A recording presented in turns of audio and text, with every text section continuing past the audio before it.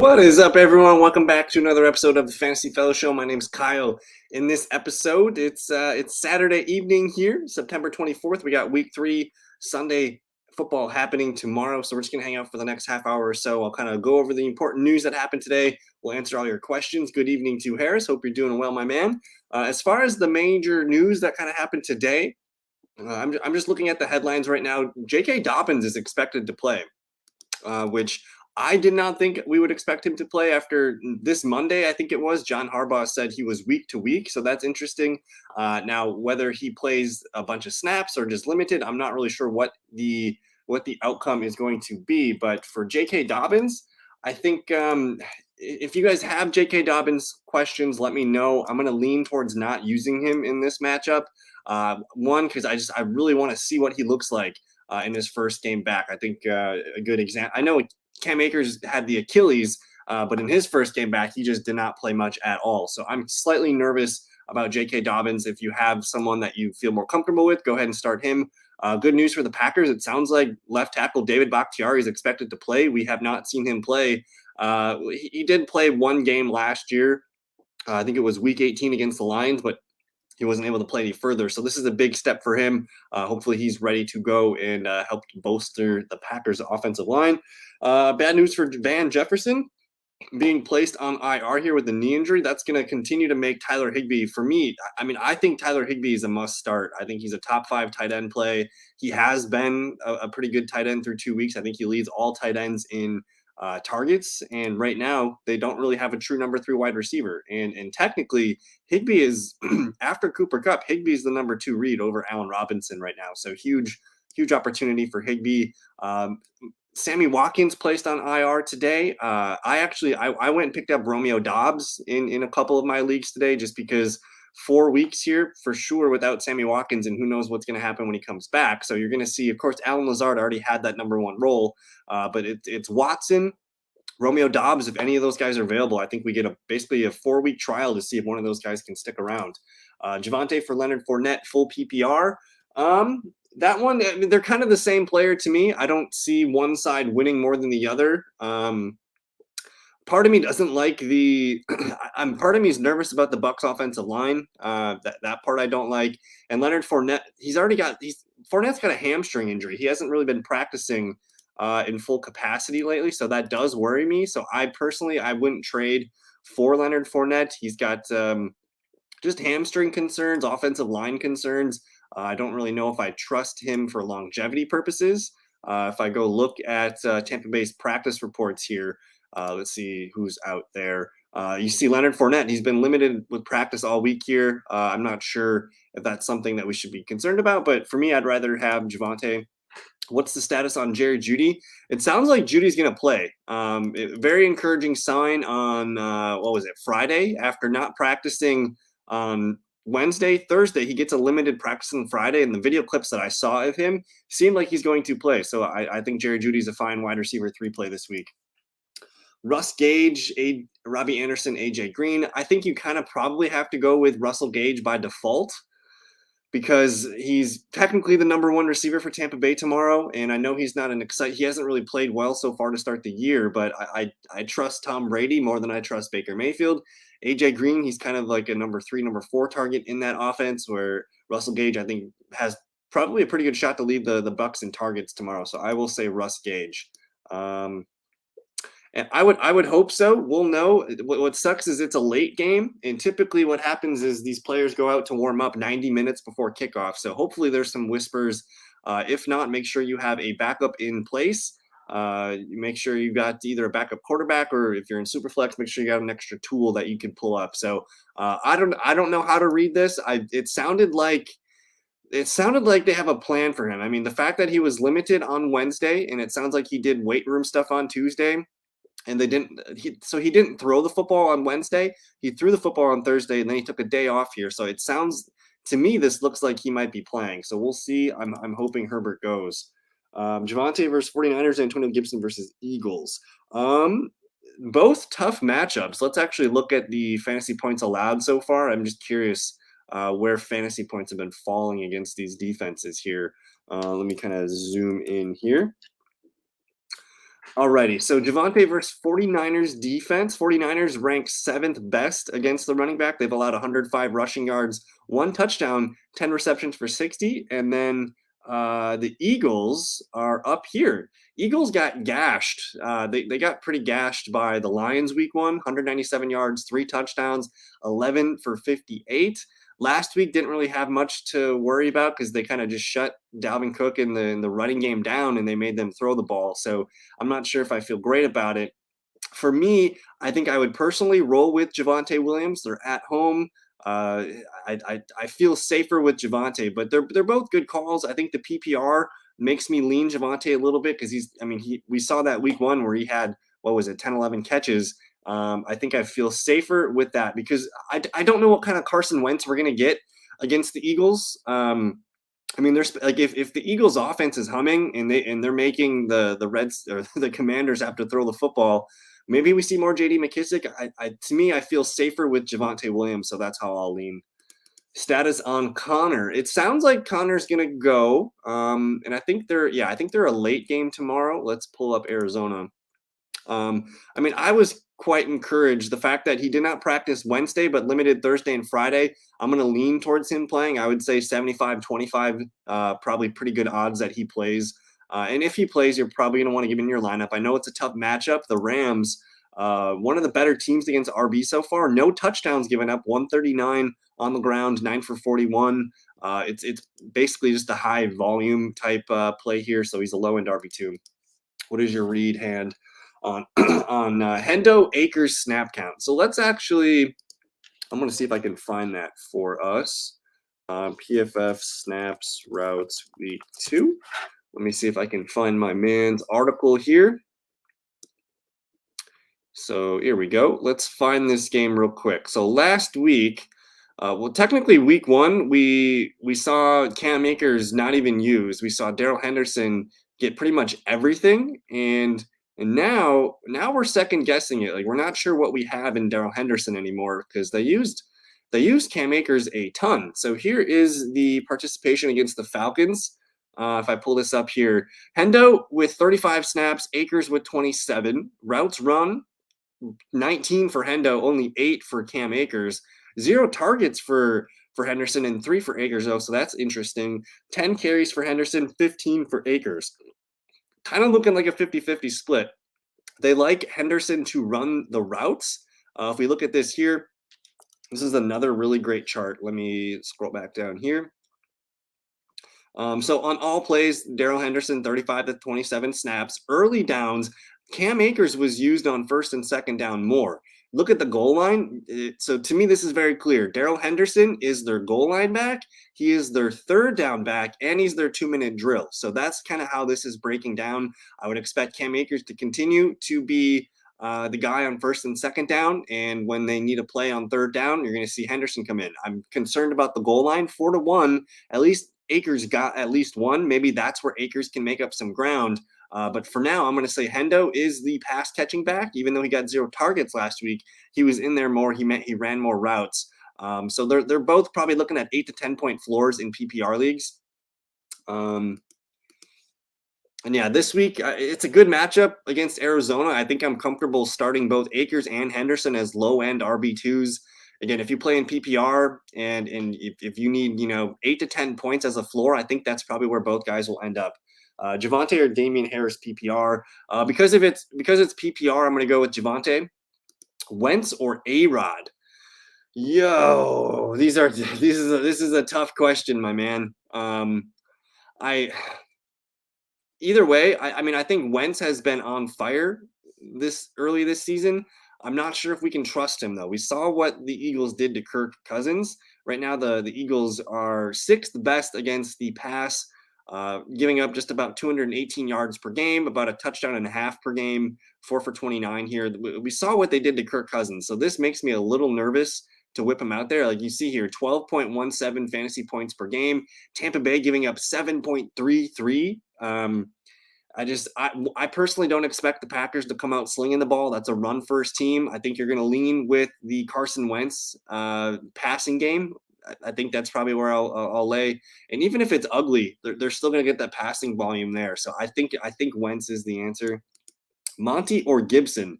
That's a good question because I like both guys this week, especially I usually don't like David Montgomery, but this week going up against Houston right now, Houston 25th against the RB, 286 yards on the ground, one touchdown, 12 for 80. That looks like a pretty good spot for Monty. And again, the thing I'm not doubting Gibson being a good player or a good play this week. I'm just nervous about the game script because if the Eagles come out and start scoring points, they might have to make the Commanders throw the football more than they like, which could mean more J.D. McKissick. So I think I like taking Montgomery here because that's going to be an interesting game. Bears, Houston Texans, like that's going to be a run heavy kind of grinded out type game. So I will take David Montgomery. See what we got next. Good evening to Aiden. I believe that's Jeff Wilson Jr., A.J. Dillon, J.K. Dobbins. I think you probably got to go with Jeff Wilson Jr. here. I know the Broncos are sitting pretty here at second best against the RB, but they've played week one. They played the Seahawks, and last week they played up against the Houston Texans. So I don't know if I have a good read about that. I like A.J. Dillon, but again, that's a tough matchup. Tampa Bay just does not allow a lot of points either. We know they're good. I'm not sure if the Broncos are good. J.K. Dobbins, it is still a tough matchup here. The Patriots are no joke. They've only given up 109 yards on the ground, 12 for 104 as a receiver. So personally, I think you take the Jeff Wilson Jr. points. I think last week, if you would have asked me about Jeff Wilson Jr., I would have said I'm nervous about Trey Lance potentially racking up carries and potential goal line opportunities. But now with Jimmy G there, I feel much better. I feel safest with Jeff Wilson Jr. So that's where I'll stick. You can get JT for Henry and Prescott. This is a good opportunity to buy Jonathan Taylor because they didn't play good last week. Nobody, like both teams technically, Titans and the Colts are very shaky. So if you have Henry and Prescott for sale, I think I'm buying JT. So it's worth a try, my man. Goff or Brady? I'm gonna go with Jared Goff. Let's actually pull up the DraftKings sports book. The Minnesota Vikings. I mean, it was Jalen Hurts week last week, but Minnesota, after playing Green Bay week one, they allow a bunch of fantasy points in week two, but they let Jalen Hurts throw for over 300 yards, that's rare to do, I think. And I believe Harrison Smith is out. So I'm leaning Jared Goff here. You're attaching yourself to DeAndre Swift, Amon-Ra St. Brown, TJ Hawkinson, DJ Chark. I feel better with and I feel more. I'm following the points because if you look at the Bucks Packers game here, they're projecting 42. You want to fall into this Lions Vikings game where there's 10.5 more points projected in that game. So I'm going to say Jared Goff. PPR, Higgins or Sutton. Oh my goodness. We have to choose just one. To me, these are both potential top 10, top 12 plays this week. If we look at just based on matchup, the 49ers have been pretty tough, and that's who Sutton's going to be going up against here. They've only allowed one touchdown on the year, 16.25. Oh, that's running back. My bad. They're still fifth against the wide receiver. They've allowed two touchdowns, 27.35 points allowed to the receiver, but they didn't really play anyone too great week one. So that one, it's a tough matchup on paper, whereas T. Higgins going up against the Jets. Where is the New York Jets? Kind of middle of the road here, but they've allowed 4 touchdowns to wide receivers. So I think for me, I mean, the Bengals need to win, right? Like the Bengals 0-2, like they cannot leave New York without a win. So I'm going to go with Joe Burrow. I'm a little bit nervous. Like there's questions with the Broncos offense right now. So I'm going to roll with T. Higgins. He looked good last week. Keep firing him up. With Kayvon and Aziz playing, his Giants defense playable this week? I think so. I mean, in most of the rankings that I've seen, the Giants were a top 5 play. And the other thing too, I love looking at fantasy points for projected here, and there's only 39 points projected in this game, so it's going to be a low scoring game. I don't see each team, scoring 3 touchdowns or more or something like that. This is probably a 20-17 type game, maybe a 21-17, something in that range. So I think the Giants well-rounded here. It is a Cooper Rush team too, so he's not going to be out there tossing dimes all game long for 4 or 5 touchdowns. So I think the Giants are in play. Higbee or Kittle, I'm going to say, I mean, after Kelsey and Mark Andrews, like these are the next 2 best plays on the weekend here. I think I really trust Tyler Higbee right now. It's also George Kittle's first game back. Is there potential for him to be kind of held back a little bit? And then another thing too is here, like, which team has more projected points? Rams Cardinals 48.5 in this game here, and with George Kittle 44.5. I'm gonna lean into Higbee, and we'll watch Kittle from our bench. Would you consider TJ Hawk or Pitts more of a bust at TE? It's week 2. I'm not sure I'm able to consider each one a bust yet. I like Hawkinson's targets. He's had 7 targets in both games. And as I mentioned earlier, in Minnesota, Harrison Smith's not playing. That could be a really nice spot for TJ Hawkinson this week, as clearly defenses have to start focusing on Amon-Ra St. Brown. Like, he is freaking good. So defenses have to account for him. That might open things up for TJ Hawk. So I'm not willing to call him a bust yet. The 7 targets in both games is nice.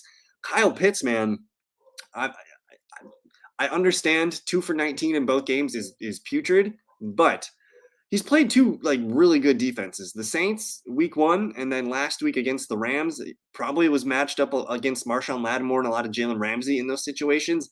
I don't think the Seahawks have the goods to keep him in check. So before we label either of these guys a bust, let's see how they do week 3. If they can put up a decent fantasy stat line, I mean, a floor of 8 to 10 points, I think we're going to be okay here. But one of these games, Kyle Pitts is going to get his. It might be coming this Sunday against the Seattle Seahawks. Status for Gabe Davis. Gabe Davis looks good.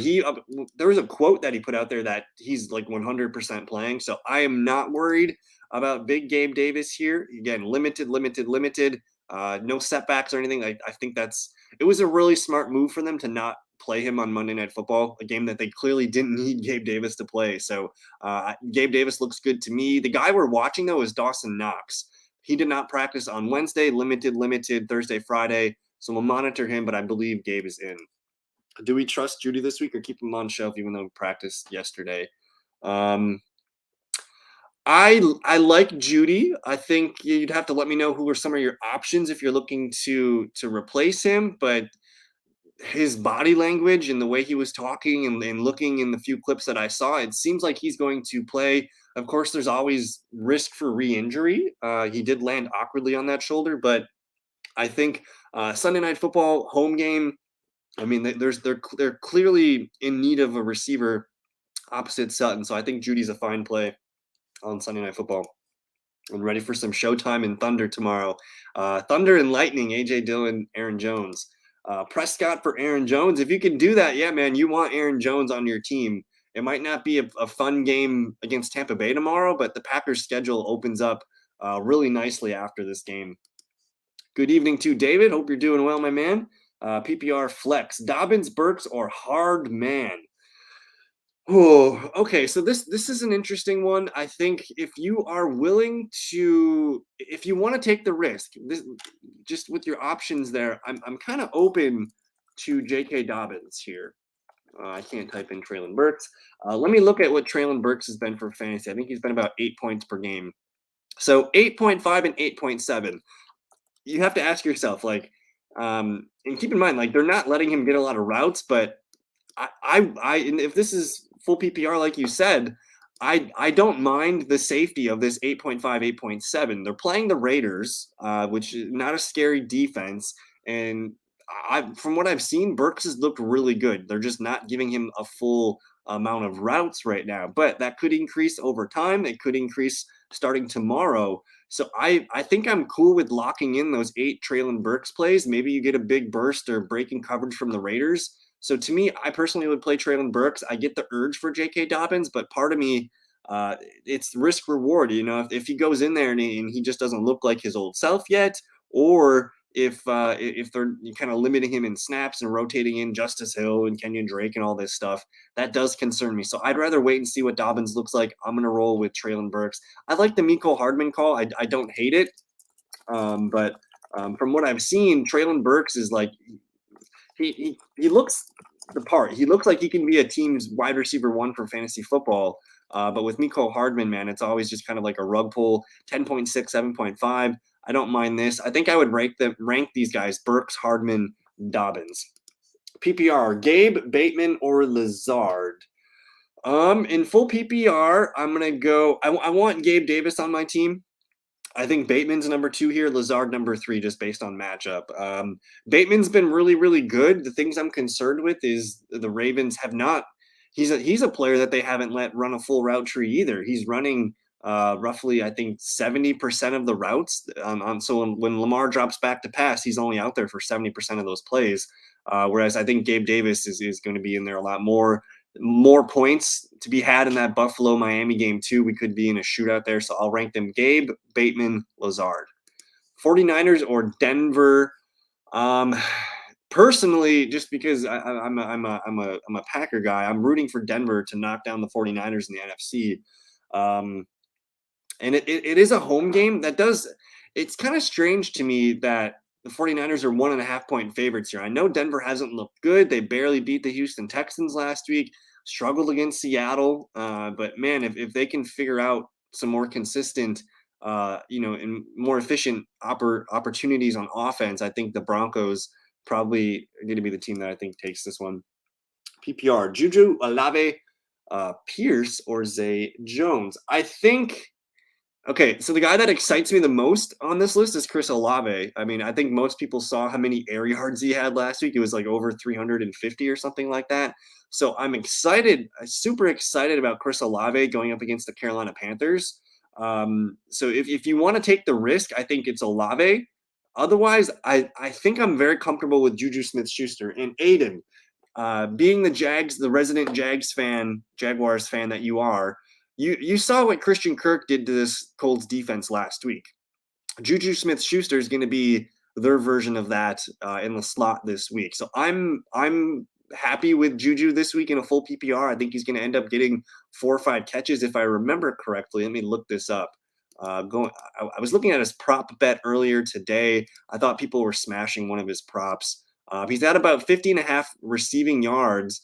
But people are smashing his over 4.5 receptions, down to -150. So if you can get 5 for 50 off Juju, I think he's the safest play, and he's also got room to destroy those numbers too. So I like Juju. Olave kind of risky. Is that Damien Pierce? I like Damien Pierce, but those guys all kind of have questions. I'm gonna go with the Juju here. PPR. AR13, ETN, Gabe, Lazard. AR13. Who is AR13? AR13. Why can't I think of AR13? My bad, Aiden. Who's AR13? ETN, Gabe, Lazard. I think from this list, I'm gonna want Gabe Davis in this one. I'm not sure who AR13 is, but I want Gabe Davis. Dak, Allen Robinson, he won now. Okay, yeah, I'm still picking Gabe Davis. Is Dak Prescott and Derrick Henry worth? Hold on, I'm missing part of that. Is worth Najee Harris or Leonard Fournette? I'm not touching Najee Harris. You should be able to sell if you can't get Henry for Fournette straight up. And I had to sell Dak Prescott for him. I guess I'm okay with it. I don't like the names in this trade here. I think you're best off holding Derrick Henry for at least tomorrow. Like Henry's got a good matchup for tomorrow against the Raiders. I would say you want to hold Henry for tomorrow. So maybe next week we can talk about moving Henry, but at least hold him for tomorrow and let him have his good game. Just double checking. Start PPR. Javonte, Pittman, and Michael Thomas. Oh my goodness. Whew, that's a tough one. I kind of want to go with the wide receivers, my man. I mean, if Pittman's guaranteed to play, he's gonna be their target monster. Michael Thomas has been pretty hot as well. It's a softer matchup against the Carolina Panthers. So my initial thought here is to go with the 2 wide receivers. I'm curious what your thoughts on here because. Again, I like Javonte Williams. I think he's kind of like a top 10, top 12 back this week. If you're looking for just safety points, he's probably the safest one. Michael Thomas has just been hot catching touchdowns. So this is a tough question, my man. I think I'm struggling to pick between Pittman and Thomas. I think you got to play both Pittman and Thomas and let Javonte and enjoy watching Javonte. Let's see what happens. Broncos offense has been struggling, so I think Pittman and Thomas are my answer. add Dotson in that last question. Yeah, I'm still going Gabe Davis. PPR, Aaron Jones, Hollywood Hall. Aaron Jones. I know it's a tough Bucks matchup, but it's still Aaron Jones. Nothing. I don't see Marquise or Brees Hall having potential for a 30-point game. I'm going to roll with Jones. Kareem Hunt for Bryce Hall, non PPR. If you have the patience to wait for Brees, I'm okay with it. But man, I think right now Kareem Hunt's the better player. If you had to ask me who do I want on my team right now, I want Kareem Hunt. So Kareem Hunt over Brees Hall. Las Vegas versus Titans going to be meh. It's going to be it might be good for fantasy. Like these defenses aren't impressive. Tomorrow Josh Jacobs is he's flying there. Like he's gonna play tomorrow, so we don't have to worry about the Raiders backfield now. It sounds like, but I think it's going to be a huge Davante Adams game, as they've already ruled out Hunter Renfrow. So is Njoku a must snag play? I got a lot of shares of Njoku this season. I didn't start him anywhere except the Scott Fish Bowl, if you know what that is. You need Njoku. If you're struggling at tight end, say you have Dawson Knox, or even if you have Kyle Pitts for that matter, you need to grab Njoku off the bench. The usage on Thursday Night Football was pretty good. He's going to be out there for a lot of routes and snaps, but the targets were amazing here. Pittman should be I think you want to roll with Pittman. Only 5.5 over receptions. Yes. Who's the better stash option? James Cook, Rachaad White, Kenneth Walker. That's a great question, Patrick. Patrick Haas won. James Cook, probably my least favorite of the three, just because he's behind Devin Singletary for sure. Unsure about what's happening with Zach Moss. But because that's a three-headed committee there, I'm going to say Cook is last. Rachaad White, though, if anything happens to Leonard Fournette, we've already cited that he's got a hamstring thing. And tomorrow, I believe it's going to be a hot game in Tampa Bay. We'll see. If anything happens to Leonard Fournette, like I guarantee you, we're going to be talking about Rachaad White on the waiver wire. Whereas with Kenneth Walker, he's still going to have to contend with Rashad Penny. I mean, I think Kenneth Walker's like clearly better than Rashad Penny. Like on the football field, I'd rather have Walker running the football, but it's kind of a 50-50 committee. It's not a great Seahawks running game. So for Walker, I think he's going to need the Penny injury to secure the first and second down role, but he's also not guaranteed the third down role. So if I'm going to rank these guys, I want to say Rachaad White, because if Fournette goes down, it's like, to me, it's clear Rashad is the guy. So I'm going to rank them Rashad, Kenneth Walker, James Cook. I like Kenneth Walker, but again, I don't love the situation currently. I'm having a hard time deciding between Gibson or Carter's my RB2 full PPR. This is risk versus reward. If you had any action on Thursday Night Football, say you're down a lot of points and you need a lot of points, I would take the risk. If you're up because of Thursday Night Football, I would say take the save points with Gibson. But to me, I'm going to roll with Michael Carter. This is potentially the last game for Joe Flacco, Flacco's thrown for 307 yards in back-to-back games. We know he loves to throw to his running back. So to me, I think Carter's the safer play at full PPR. Expect him to get a lot of touches. And again, if the Bengals are putting up points, they're going to have to continue to throw the ball and come from behind. So I'm playing Michael Carter. You got Gibson in right now. Eagles just have a good. They have an interesting defense, and I don't know if you were here earlier when we were talking about it, but to me, I think the outcome for the Philadelphia Washington game tomorrow is. Sure, maybe Washington goes down and gets a touchdown early, but I think they're going to have a hard time stopping the Philly offense. I would expect Philly to be up early, maybe by halftime, and you're going to see Washington have to throw the ball, maybe more J.D. McKissic tomorrow than we've seen so far. Hines is only 3.5 receptions. It's always Nyheim Hines week around here. Good evening to Dan. Start Dylan, Jacoby, or Thielen, PPR. My instant reaction is to go with Adam Thielen, because that's going to be a fantasy bonanza. If I pull back up here, what's going on the Vegas odds, I think that game's got about 52.5 points implied in that one.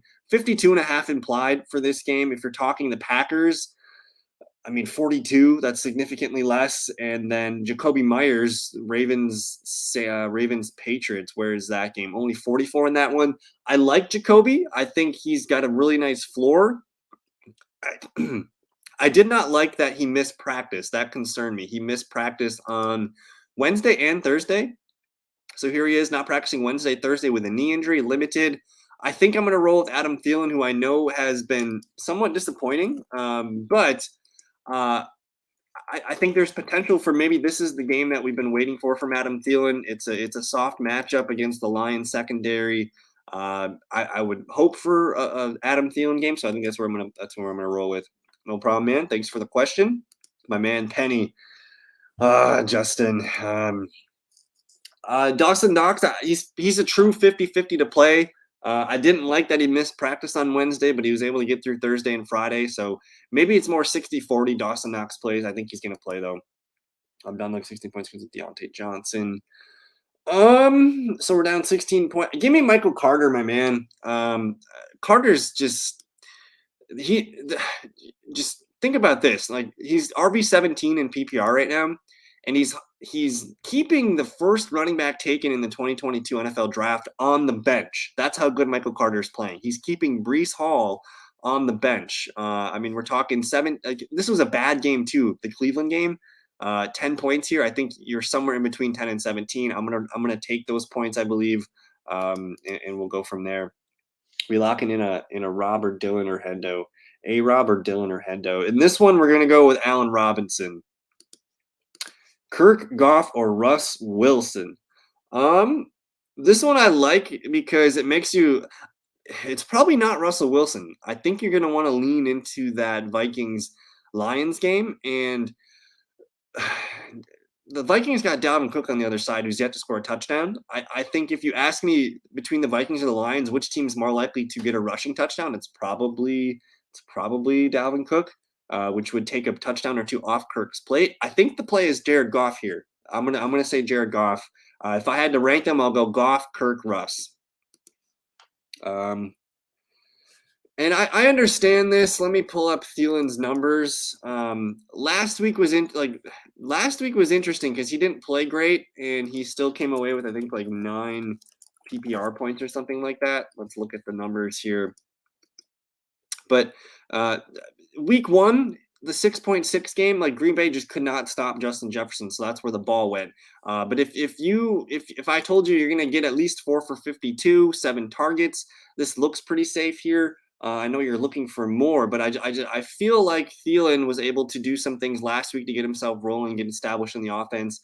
He usually does pretty good against the Lions too. If you're nervous about Adam Thielen, then I would say go with Jacoby. I need an RB2 and flex out of. I need an RB2 and a flex out of Clyde, Gibson, Edmonds, Etienne, Bateman, or Allen Robinson. So an RB2. I think RB2 you're going to go with Clyde Edwards-Helaire going up against the Indianapolis Colts. I think that's the safe play. And then the flex, I think you probably got to go with Bateman's the hot hand here. Personally, it'd be tough for me to sit Allen Robinson going up against the Cardinals. So I'm going to go with Clyde Edwards-Helaire at the RB2. And then I'm looking at Bateman or Allen Robinson as my wide receiver. So I'm going to probably lean Bateman here. Smith or Everett, non-PPR. Smith. Who is Smith? Irv Smith or Everett, non-PPR. Give me Gerald Everett. Well, how about this? If we get word that Herbert's in or out and Herbert's in, I want Everett. If Herbert's not going to go, I'll go with Irv Smith. I also have Everett on my tight end right now. Can't read that.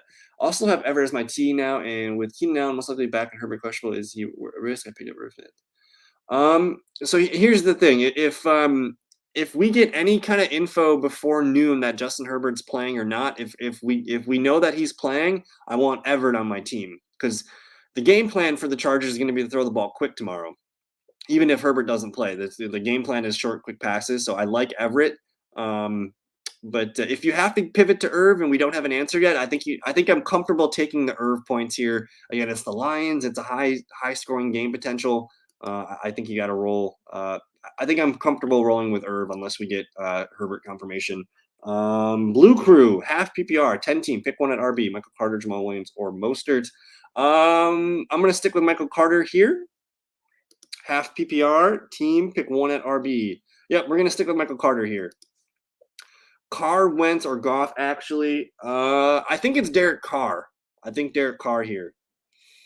I feel like the Titans can't guard anybody. I know it's on the road for Derek Carr, so that does concern me, but Goff's on the road. Wentz, the thing with Wentz is he has such a wide range of outcomes. Like he could potentially get benched in this game. He could win the game, throw another 4 touchdowns. I think I'm safest with Jared Goff here. Yes, Tyler Conklin's a good pickup. Justin Fields or Herbert. If we hear that Herbert is in, I'll wait for Herbert. If we don't know, before noon, I think you got to go with Justin Fields. Conklin's on waivers, but I'm going to start Carter. I don't know if I want to start 2 Jets. Yeah, that's valid. Should I trade Monty and Michael Thomas for Kamara and Bateman? My other RBs are JT, Fournette, Connor, and Gibson. My other receivers are whoa. All right, this is a stacked team. Personally, because your running backs are so good, I would prefer to have Michael Thomas over Rashad Bateman personally. And to be honest, I don't know if we trust Alvin Kamara. Montgomery's looked good in 2 games so far, and maybe not so much week 1, but he looked good against the Packers. I'm open to him being better. But you're swapping out MT for Kamara, which is interesting. The thing is, I think Michael Thomas is going to be more consistent than Rashad Bateman. You might see some up and downs here, but I'm okay with this half PPR. Bateman's better in half PPR because he doesn't catch the ball as much. So I do think I would do it. Kamara and Bateman. I think I'm open to that. 10-man money league, 10-man money league, 2-man. Yeah, that looks like a 10-man. The half PPR. I think you do prefer Bateman over Michael Thomas in that. I know Thomas has been catching touchdowns, but so has Bateman. And then you are swapping MT for Kamara. So I think I'm cool with the trade. I mean, I don't really trust the Bears offense long term either. So getting into the Ravens and the Saints makes a lot of sense. That's probably where I'll stay. But anyways, we're a little bit over the half an hour here. I'm going to get out of here for the evening. If you guys do have more questions, don't be shy. Fire them up in the comments, or you can reach me on Twitter at theFellowKGB. I will be going live tomorrow morning. We're going to go live 90 minutes before kickoff. I'll set that up there if you guys want to check it out. We'll hang out for another half an hour there, answer all your questions you need. So I'm going to get out of here. Enjoy your Saturday night. Thanks for hanging out with me, guys. Enjoy the rest of your evening. And I don't know. We'll see you tomorrow. Peace.